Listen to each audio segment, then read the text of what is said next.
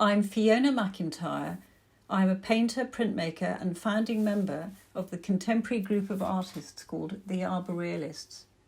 I'm invited to give this talk, Why Artists Paint Trees, at the Gustavo Bacarissa's Gallery in Gibraltar, as part of a major exhibition called Being with Trees. This is a contemporary response to trees by artists who live in urban and rural environments. Gibraltar Cultural Services, on behalf of the Ministry of Culture, has joined forces with Lloyd's Art Group, London Urban Contemporaries, and the Arborealists. The exhibition is on until the 30th of April of this year, after several hiccups due to COVID. I am delighted to present this talk as part of this year's Urban Tree Festival 2021. Trees in contemporary art have become a phenomena and are very much in the zeitgeist of our increased awareness of global warming and mass extinction of species. But why do artists choose to paint and draw trees in the 21st century? When for so long landscape painting and an interest in the natural world was sneered at by the sceptical cynicism of a postmodernist, sensationalist art world, which worshipped materialism and irreverence. Even the artist Damien Hirst has of late begun including trees as a subject of interest in his work. And the Hayward Gallery staged a successful multimedia exhibition last year called Among the Trees, exploring our relationship with trees and forests. In my mind, the artists in this exhibition at Gustavo Bacarissa's Gallery are part of a new wave or subtle backlash against the ravages of modern excess and the cult of the ego. We paint trees because they offer a moral oasis and a sense of reflection, and because trees are metaphors for magic, mystery, and a collective memory of our profound mutual connection to nature.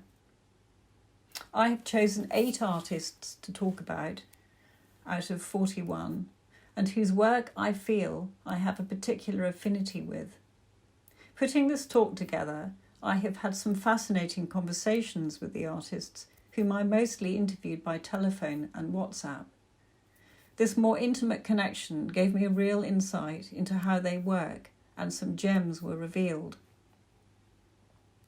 I'd like to start with an introduction of my own work as an arborealist. My work has been described as contemporary romantic colorism. I trained at Edinburgh College of Art, where my relationship with colour and a type of painterliness first developed and evolved into expressionism while studying in Sweden under the surrealist printmaker Bertil Lundberg, who has had an enormous influence on my work. This was followed by an MA in Barcelona at Winchester School of Art Studios, and being forced to experiment due to the basic facilities with which we were greeted. Very much a case of necessity as the mother of invention, but something that has held me in good stead. The clash of cultures, from 7 long winter years in Sweden to the vibrancy of Barcelona, was instrumental in how my work has evolved. Lundberg taught me to trust in an introspective intuition based on an intimacy with nature and poetry, while the extrovert vibrancy of Barcelona injected a needed shot of colour and experimentation back into my work. My first lucid encounter with trees was in Scotland, visiting my Scottish grandparents, aged 4 or 5. We drove up in a Mini Cooper in the late 1960s and arrived in the dead of night in a tiny hamlet of cottages on the edge of the Barcaldine Forest, where my grandfather worked for the Forestry Commission. Climbing out of the car into the darkness, I felt a tactile quality to the clammy night, devoid of light, like a velvet cape enshrouding me, and the aromatic smells of pine trees awakened something primordial within me. The subject of trees as a main focus of painting came much later, in around 2008 or 9, and purely by accident on a visit to Scotland's west coast, this time to the Ardnamurchan Peninsula. On my way to draw Chirham Castle on Loch Moidart, I became aware of the wizened Arundel oak wood growing up above the coastline, and so I stopped for a break. I felt compelled to make a large charcoal drawing of one of the oaks, very apt since this oak wood was planted several hundreds of years ago for charcoal. It is now classified as an Atlantic rainforest, possibly due to the Gulf Stream, which warms the west coast. The paintings I am exhibiting at Gustavo Baccarissa's gallery are of trees, rocks and water, painted with natural pigments, which energise and bring a vibrancy to the work. Two specifically of trees are Healing Brook in a Beechwood and Guardian of the River are of locations near where I live in Gloucestershire. They are about the spirit of place, which are expressed as the semi-abstracted essence of these places, painted rapidly in fluid brush marks to capture their life and energy. One of my favourite artists is the Catalan expressionist Antoni Tapies. His work Oquel reveals his experimentation and profound connection to place by combining oil paint with sgraffito to capture the essence of his environment. I have always been inspired by his intuitive and exciting mark making, and this spontaneity is something that is important to me. Due to my time in Barcelona, I became interested in northern Spain, and 2 years ago I returned to Galicia. The paintings Soul Shrine and Between Wells are from a walk I took in Festín in the south of Galicia. I walked up a track for 2 hours to the highest point in that area and reached a series of boulders inscribed with Neolithic petroglyphs, spirals and cut marks, symbolic portals which enabled the spirits of the ancestors direct access between this world and the next. The boulders stood on a vantage point with a 360-degree view of the entire landscape, and as the crow flies, they look directly out towards an ancient lake, which in the Neolithic mind represented another type of portal into the spirit world. The drawings of Romantic painter Samuel Palmer, probably made with walnut ink, are a great inspiration to me. The Valley with a Bright Cloud was made between 1827 and 1830 in the period of his most expressive work, which took a mystical direction influenced by William Blake. I am very interested in his slightly naive style. Blake and Palmer were at odds with the industrialisation of the English landscape and came to be known as the Ancients, of which there is an obvious connection to our group, the Arborealists. I'm greatly interested in his depiction of landscape and trees as a demi-paradise, both mysterious and visionary. Working with charcoal and natural pigments connects me more closely with the landscape, and in a sense is my way of making sense of what is happening to the environment right now. Instead of industrialisation, we are dealing with mass destruction of species of flora and fauna. Working with this earthbound media is a sort of slowing down for me, as it forces me to connect to the process of mulling the pigments, and each colour has a different sensation when ground. Lapis, which is a rock from the hills of Afghanistan, starts off as gritty, but quite quickly becomes a most beautiful pigment with a mesmerising sky blue hue, and a bone black feels greasy, but makes the most beautiful organic paint, similar to a lithographic oil pastel. This journey has really evolved out of my direct relationship to trees, and it is as if the trees are teaching me a new way of being and a more sensitive way of seeing. Their subtle spirituality has a generous and healing power. I have also been collecting oak gauze and walnut skins and making ink out of them, and this reminds me of how profound our relationship is and has been for centuries with trees. They gave us everything we needed for a very long time, including shelter, weapons and food. We are more aware than ever now just how crucial trees are for our survival, because they make the oxygen we breathe. So we have a lot to thank them for, especially in this time of COVID. And I'd like to introduce now Nahem Showa, a fellow arborealist. Nahem Showa's work is about the current state of the world, climate change, environment and race. In September 2020, he came to prominence in the seminal exhibition Face of Britain, which was held at Southampton City Art Gallery and featured his portraits of the BAME community, juxtaposed with art historical paintings. Apart from portraits, Nahem has always drawn trees since he was 18.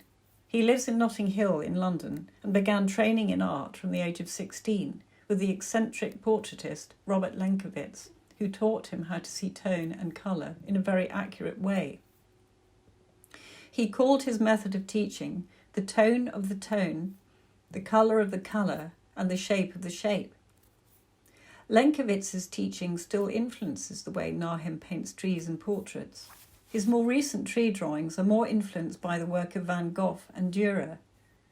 Nahem loves artists who draw objects in space, using expressive marks, because it feels deeply emotional and personal to him working in this way.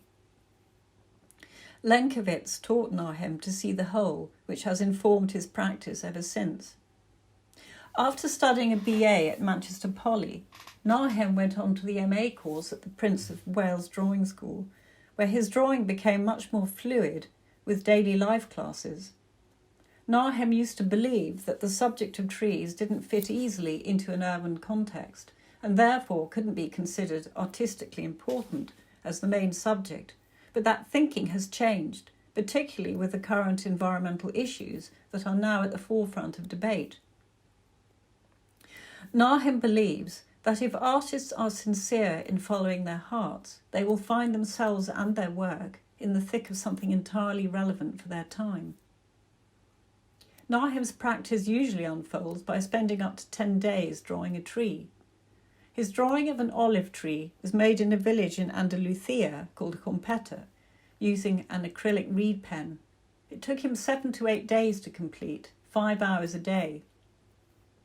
He usually begins work like this by drawing on A3 paper and focusing more on the marks and details, and he mentions Van Gogh and John Constable as inspiration. The more gnarled and ancient the tree, the more interesting he finds it. The most ordinary trees offer intimacy, and he likes the unassuming scrubbiness of John Constable's sketches, such as his 1831 pencil drawing of the root of a tree in Hampstead. Nahem sees drawing as building a personalised language of pure observation, and then evolves it away from the actual tree back in the studio, where he needs to be utterly immersed in order to express his own vision of imagination, a world that is part real, part dream. He likes olive trees because they are great survivors, but also oaks and pines. Trees are anchoring points connecting him to nature, and his attraction to Spain is because of the constant light, making it easy to return to the same painting several days later, as he likes to be completely immersed in his environment, to live and breathe it. Years ago, Nahem bought a house in Spain because it was near a grove of olive trees which had caught his imagination. His painting of an olive tree growing out of the rocks is painted in oils from life, a medium he uses only when working on site. He has been visiting this olive grove for the last 25 years and was attracted to this 700-year-old tree which emanates a warm intensity which he describes as biblical. Its bark has completely gone, and ancient bits of agricultural tools and metal are still embedded in it. When back in the studio, Nahem prefers painting with thin layers of quick-drying acrylics. Golden Age was started in the first lockdown in February. It depicts an individual figure in Hampstead Park and expresses the amazing heightened spring. This oak tree is 500 years old, and Nahem has incorporated 2 views, London in the distance and the figure of a mixed-race nurse wearing a mask. It signifies trees as life-givers and the necessity of being able to breathe. During this period in lockdown, Nahem realised that everyone, including himself, had become more aware of birdsong in nature because it was no longer drowned out by the constant drone of traffic. He explains how our routines change 10 degrees to the left, And so ecological awareness has become no longer simply an ideology, but something we all have to act on. He was particularly affected by stories of bushfires in Australia, California, and the Amazon, which informed his work as he was making the sketch for this painting on Hampstead Heath last year. This contrast of the tranquility of an English park and the enormity of the global forest fires seemed to heighten his awareness of the relevance of what the Arborealists as a group are doing to promote trees. He sees the virus as the first real wake-up call to humanity.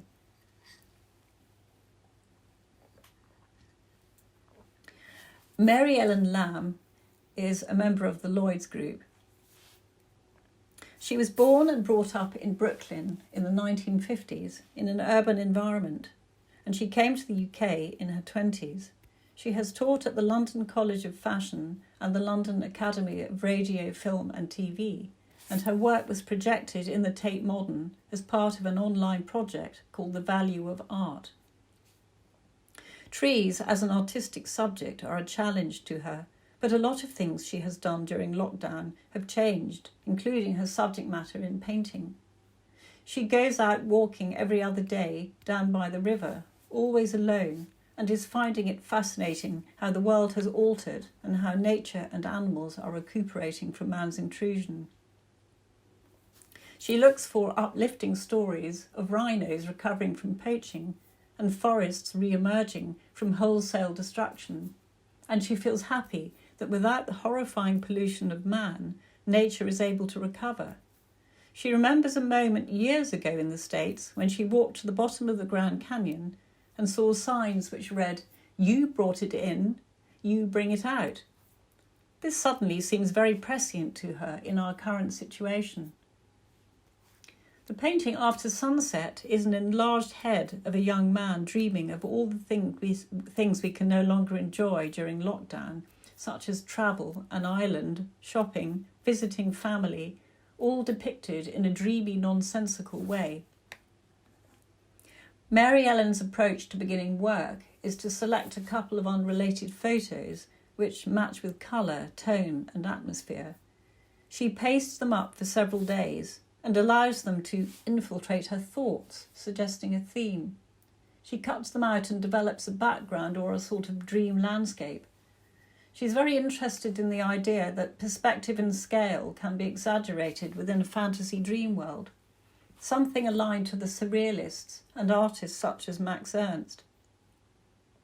Her biggest inspiration came from her upbringing of 1950s technical films and posters stuck together with images and words, and her work is reminiscent of this film poster effect in which she uses yellow, turquoises, sometimes reds and green, so that vivid colour is as important as the chosen images.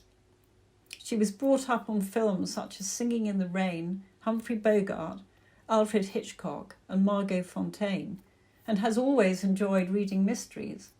All of this has informed her work over the years, creating a rich pool of inspiration from which to draw on.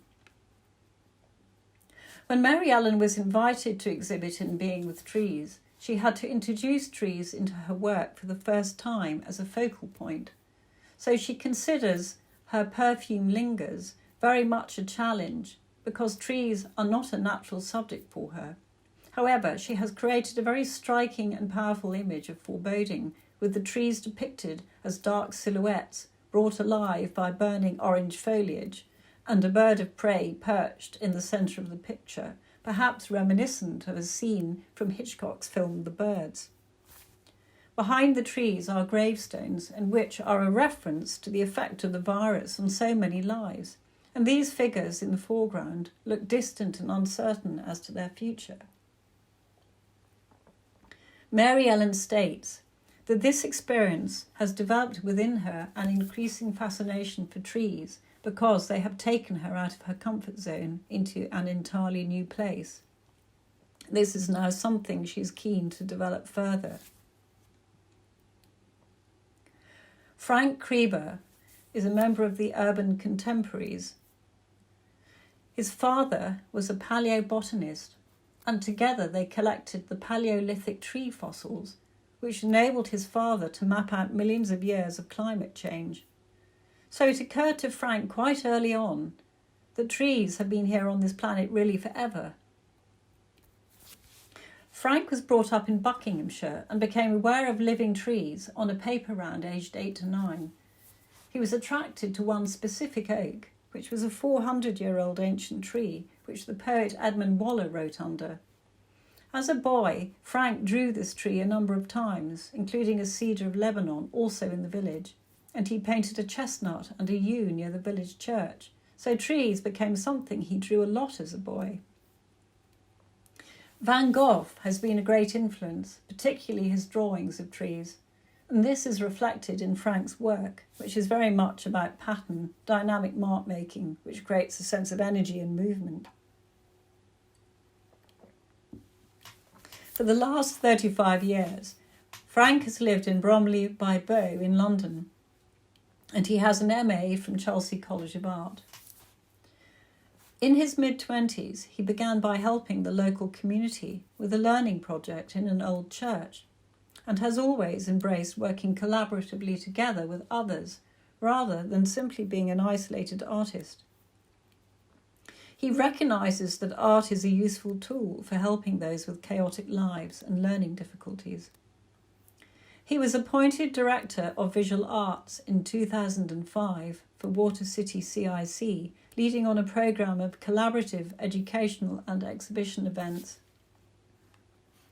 Frank owns a 30-foot sailing boat, and over the years, his sailing experiences have fed into his paintings.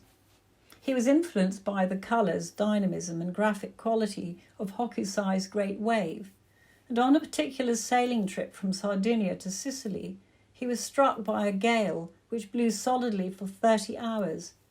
He experiences the sea like a vast desert, where you see only a handful of birds and occasionally a whale when the wind drops.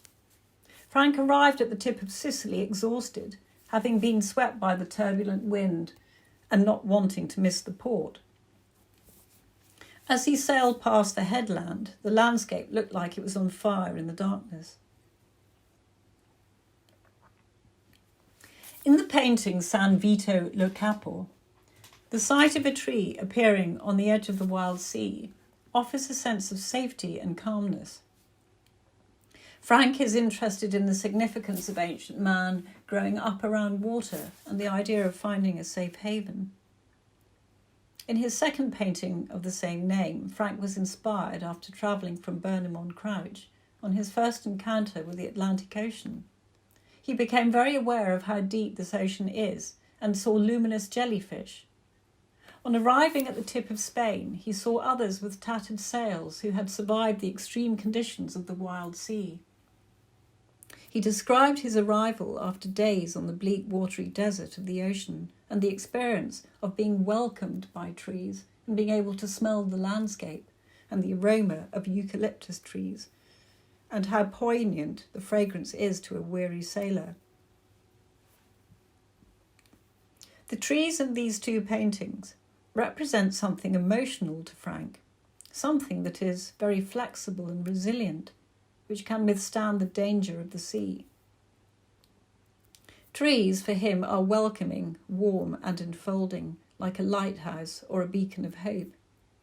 The trees in these paintings were actually drawn from pines in Dumfries, Scotland, and painted from memory and frame the narrative of Frank's memories, which often include cityscapes, hence the reference to buildings.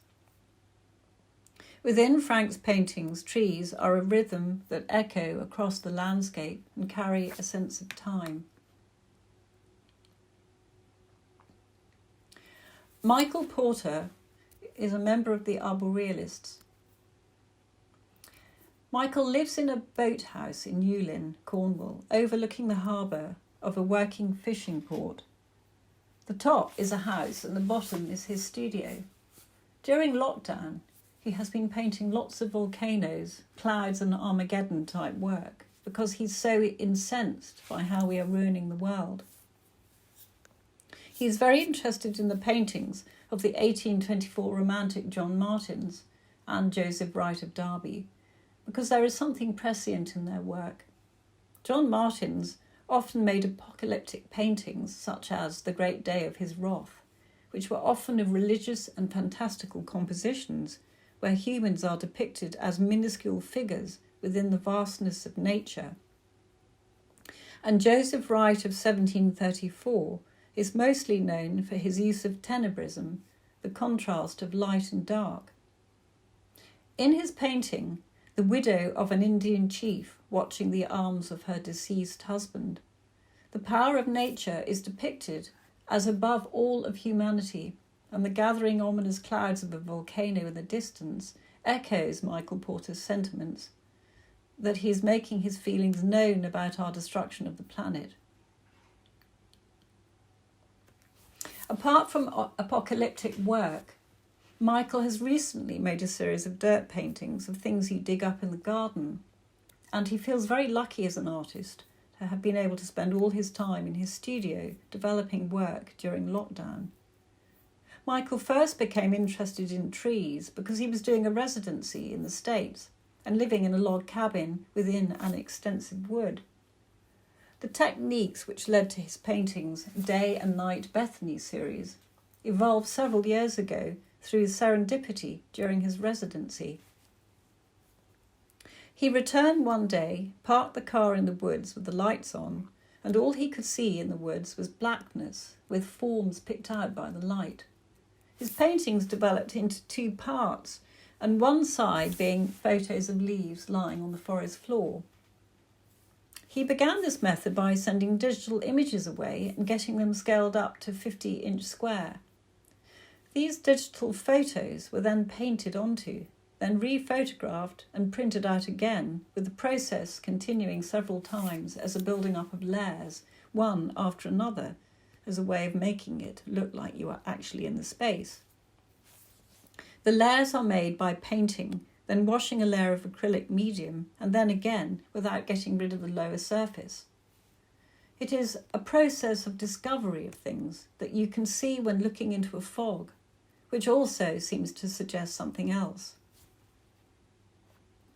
As an art student, Michael went to Chelsea College of Art and was a good student, mimicking the hard-edged American abstract painters, Morris, Stella, Lewis, etc. But after he left, he felt he knew very little about actual painting, so he began teaching himself. He became interested in three-dimensionality and wanting to make paintings, not paint them. So he began cutting up reconditioned wood from the docks by carving it with a chainsaw and laying the thin strips of wood onto paper. In the end, it seemed pointless to him because the layers became flatter and flatter, so Michael decided to return to actual painting. He chose a wood in Derbyshire, where he had been brought up, and his studio work was based on the branches and leaves that he found in that wood, and the thought that when you are in this environment, you are surrounded by lots of ideas, textures and colours. His work is always made in the studio, from where he can contemplate and analyse, and where he can think about how to get a surface, a colour, or invent new methods of working. He started combining water-based and oil paint and found that you can manipulate the surface with them. He would bring back branches and treat them like stencils, dribbling paint around them. That is how and why Michael started painting trees.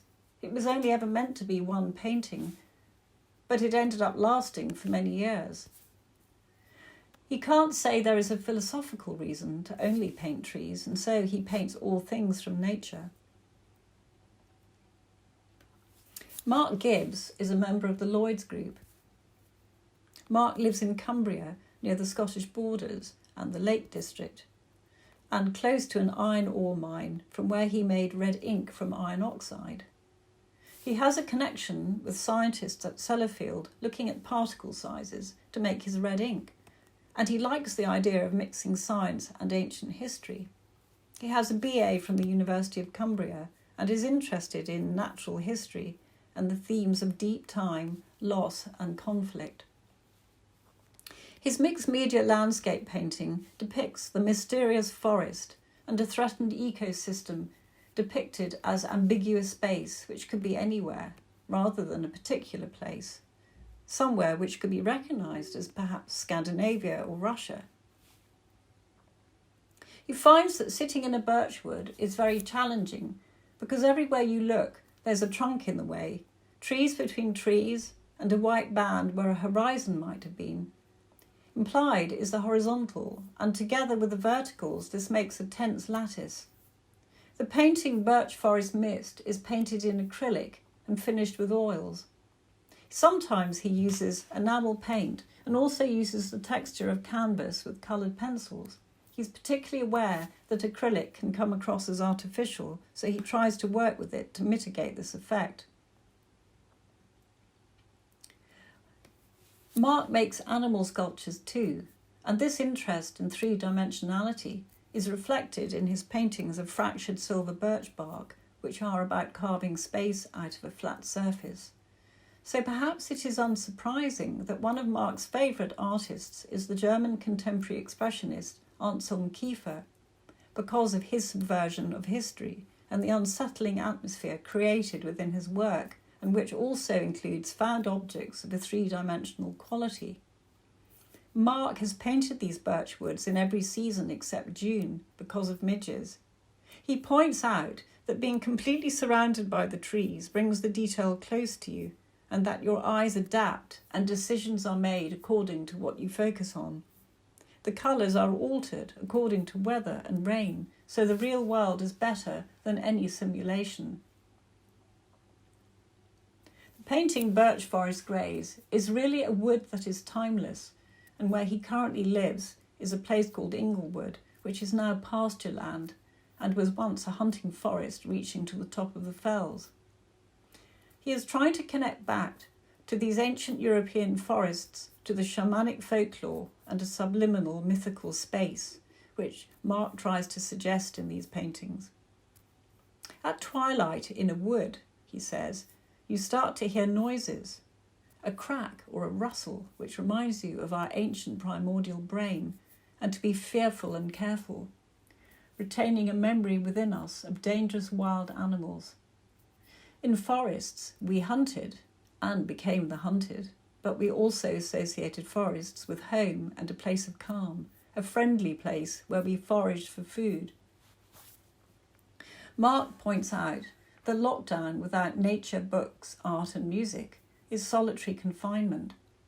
Being able to go out into nature and be around trees calms us, and for Mark there is something about deciduous trees with their seasonal cycles and turning leaves which is inspiring, but he is not interested in making something that is pretty, rather using colour and form to create something that has a presence. Abby Krieber is a member of the Arborealists. The Wistman's Wood series on display in Gibraltar is part of Abby's exploration into the character of trees, a mixture of surrealist and abstract ideas. Wistman's Wood was part of a larger project and a collaboration with Dartmoor Exmoor Trusts to highlight the protection of ancient trees in specific sites, and she made sketches during research visits undertaken with the Arborealist at Wistman's Wood in Dartmoor, and it led to an exhibition at the Museum of Somerset. Abby and I travelled together to Wistman's Wood and spent a day sketching the twisted oak trees growing on and between large moss-covered boulders. The relationship of colour in Abby's work was stimulated by the atmosphere that she absorbed while making studies on site. Back in the studio, this develops into a series of experiments using masking and layering techniques, and textures and patterns developed during this process. She tries to capture the unique energy and personality of the landscape, where trees become animated like dancers on a stage. On a walk through Wistman's Wood, Abby was particularly struck by the variation of light and shadow and the moods it created.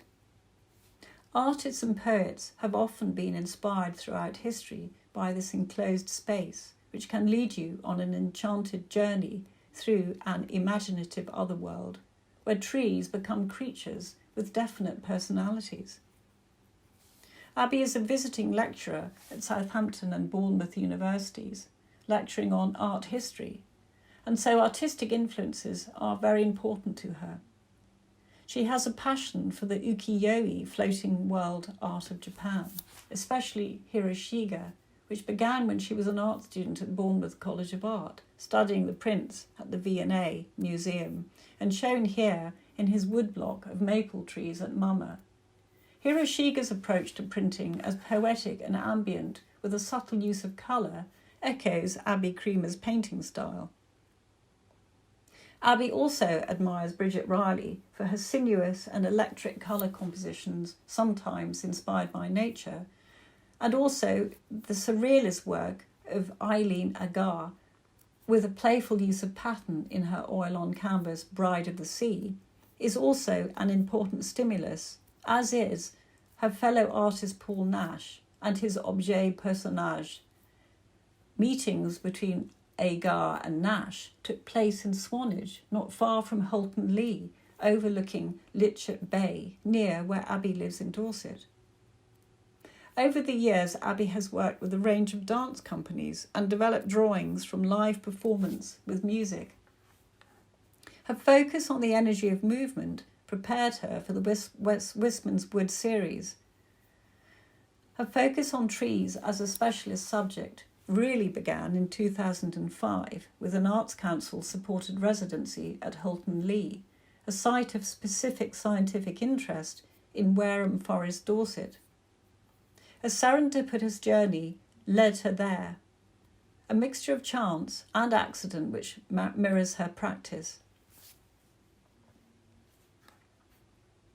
Paul Ridyard is a member of the Arborealists. Paul grew up in a town in north-east Derbyshire. But looking north from the garden, the landscape had clearly been developed from countryside and then morphed into a city. 400 yards in the opposite direction, he says, a line can still be drawn using the edge of houses, which reveals where there was nothing but country lane, trees and farms. Growing up, this was often discussed at the dinner table with his brothers, because they felt that they were living in a space between two worlds.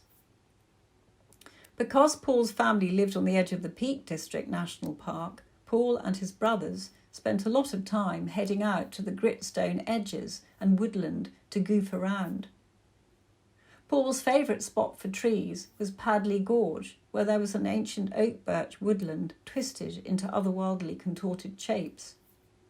And as a boy, he became fascinated by a 1940s book on twisted, gnarled trees. Paul studied at Chelsea School of Art, De Montfort University, and an MA at Wimbledon School of Art. He was inspired by his double existence to make work around the idea of boundary between urban nature, looking at a park and what that might mean in an urban setting. He explains that all these images of wild, rugged, beautiful nature float around in your head and can coalesce when made manifest in the confines of a park space. When beginning work inspired by Bushy Park, he described how he walked the perimeter wall, which is tall, making a good backdrop, and he documented the shadows of tree branches projected onto the wall by the low winter sun. The shadows represent beauty, wilderness and romanticism, but also Plato's cave allegory, in which a group of prisoners are chained to a cave wall. Unable to turn their heads, they can only see a section of wall with shadows projected onto it by a fire. This projection of shadows becomes their reality. The drawings for Being with Trees are part of a series called Exposed Roots.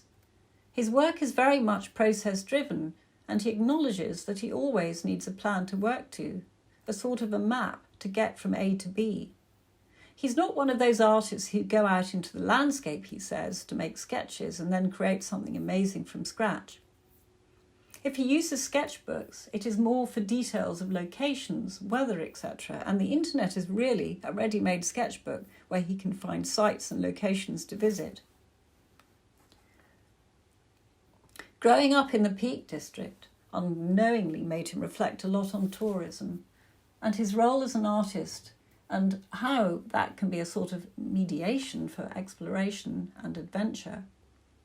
It made him understand that when he visits extraordinary trees, he is still looking for something that is authentic and elusive, and so he looks in more obscure locations, but finding them, he feels he is in a sense exposing these locations to the viewer and so potentially destroying them.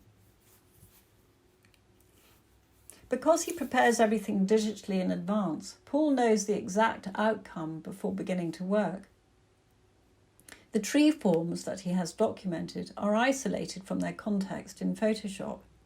He uses an OHP to throw the image onto paper so he can trace it off, working from a small section at a time, spending days, weeks, making tiny little marks to fill in a section, and then he repeats the process. The shape of the mark is invented and whimsical, but the scale is crucial and must be as tiny as he can make them, so he must constantly sharpen his pencil. He describes this method of working as divine or scientific and sets up a contest between the intimate nature of mark making against an immense backdrop of white space, and he refers to this as intimate immensity. The drawing exposed roots evolved from an accidental conversation about another series called root balls. This involves splicing together dozens of different species of trees to create a single imagined hybrid. Digitally, Paul finds it easy to splice and blend the twisted, gnarly forms of exploded roots. These root drawings are also a nod to Ruskin's pathetic fallacy, or tendency for us to project images and ideas onto nature in an emotional fashion which John Ruskin found abhorrent. In Victorian English, pathetic fallacy literally means falseness of emotion. Paul Rudyard calls this the wildernesque, a sort of reconciliation towards our idea of landscape. By giving his drawings titles, he already wonders if this wasn't a mistake in influencing the viewer, and in retrospect, he might instead have named them after the coordinates from where they were originally found. A happy marriage between science and romanticism, perhaps. Sandra Rowe is a filmmaker and an invited artist. Sandra uses film to document overlooked scenes from everyday life, and she reobserves by using her video camera to shoot in a single take from a fixed position. Recently, her subject matter has touched on the natural world, which has been magnified by the recent lockdowns confining us to interior spaces. She was given an opportunity to travel to North Wales in August last year between lockdowns and became hyper-aware of the significance of nature.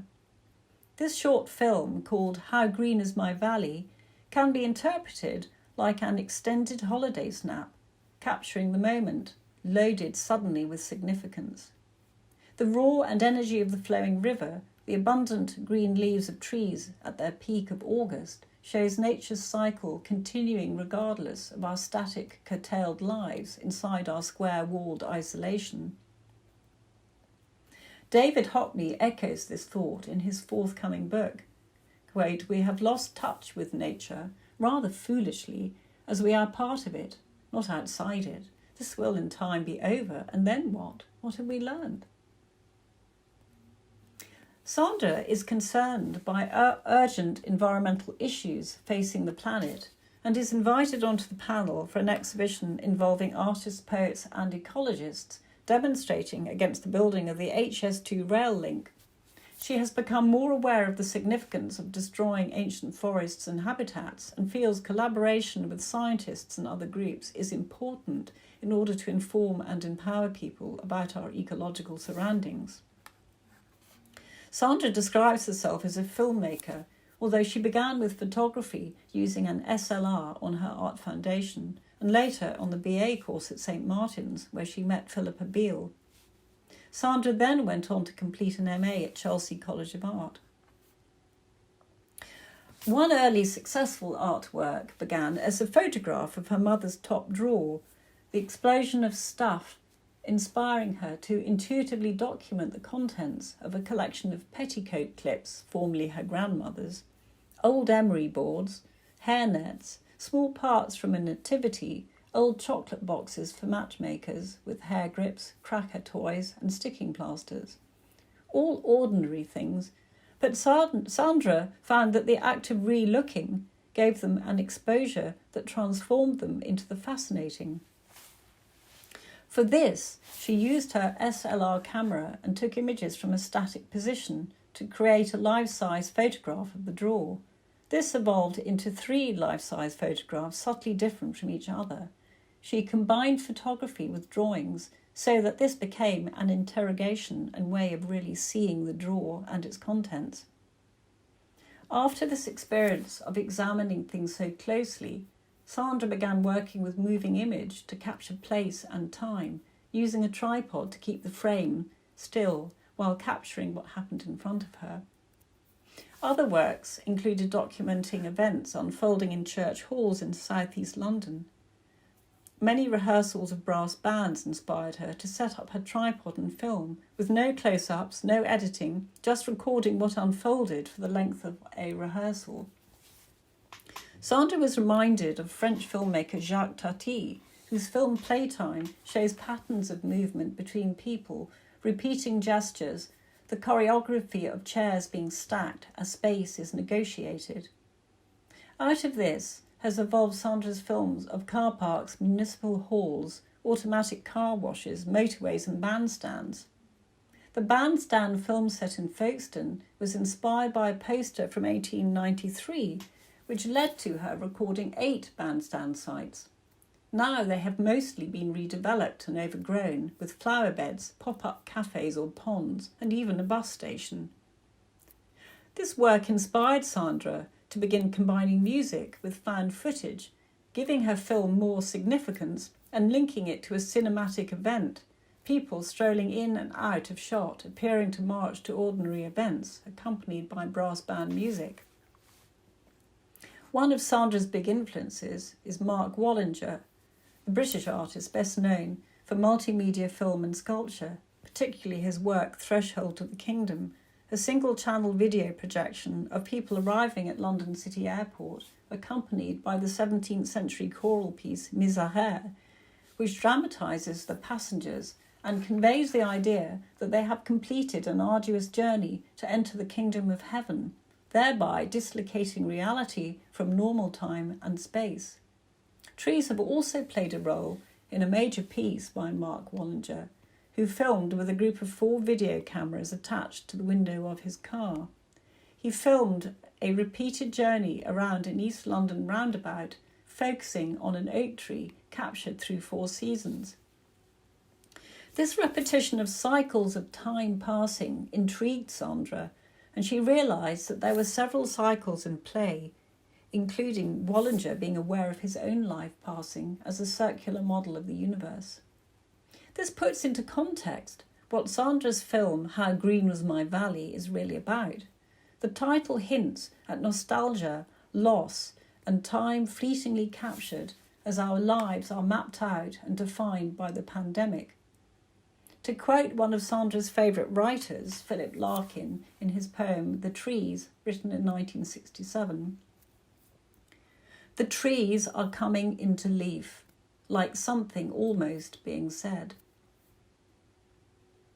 As Sandra says, these Sitka spruce and birch trees and abundance of ivy engulfing their barks clamour for space and light next to the roaring River Dee as it fights its way under an arched stone bridge near Llangollen in North Wales.